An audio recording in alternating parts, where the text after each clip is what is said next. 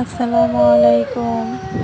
ইলিশ মাছ রান্না করব আজ আলু বেগুন আর কাঁচকলা দিয়ে। আমি ভাজনাটা বেটে নিচ্ছি, আমরা ভাজনা তুলে রান্না করি। আর এখানে পেঁয়াজ আর মরিচ বাটা আমি তেলের মধ্যে দিয়ে দিলাম। ভাজনা তোলা হয় পেঁয়াজ দিয়ে আর জিরা দিয়ে ভাজনা তুলছি। যেহেতু ইলিশ মাছে রসুন দিই না। আমি এই মশলাটা কষানোর সময় আমি এই মশলার মধ্যে মাছটা দিয়ে দিব। মাছটা একটু কিছুক্ষণ কষিয়ে নেব, তাহলে মাছের মধ্যে ঝাল লবণ ভালোভাবে ঢুকবে। আপনারা এভাবে রান্না করবেন, দেখবেন মাছটা খেতে অনেক ভালো লাগে। যেহেতু ইলিশ মাছ না ভেজে রান্না করলেই ভালো হয়। আর কাঁচা মাছ তরকারির উপর দিলে একটু মাছ সাদা সাদা দেখা যায়, আবার ভিতরে ঝাল লবণ ভালোভাবে ঢোকে না। এইভাবে মশলাটা যখন কষাবেন তখন মাছটা দিয়ে একটু কষায় নিলে 3-4 মিনিট, তাহলে মাছের মধ্যে ঝাল লবণ ভালোভাবে ঢোকে।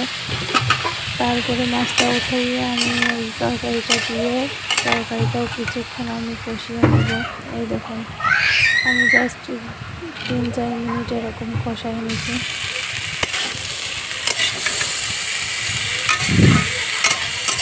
আমি 2-3 বার করে পানি দিয়ে এরকম তরকারিটা কষাই নেব। এই যে ভাজনাটা বেটে রাখছি, এটা আমি পরে দিব। আর আমি এই তরকারিটার মধ্যে বেগুনটা বেশি দিয়েছি, কারণ ইলিশ মাছে বেগুন বেশি দিলে বেশি স্বাদ লাগে।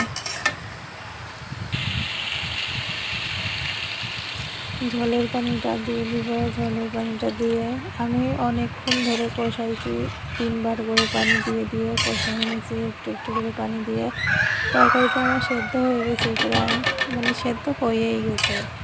তারপর আমি ঝোলের পানিটা দিয়ে ভাজনাটা দিয়ে মাছটা দিয়ে ঢেকে দেব।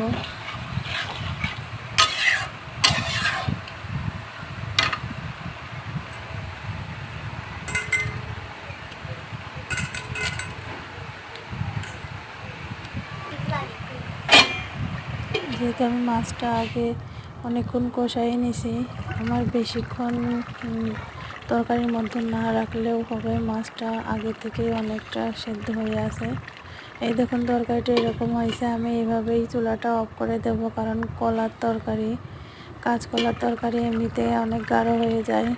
আল্লাহ হাফেজ।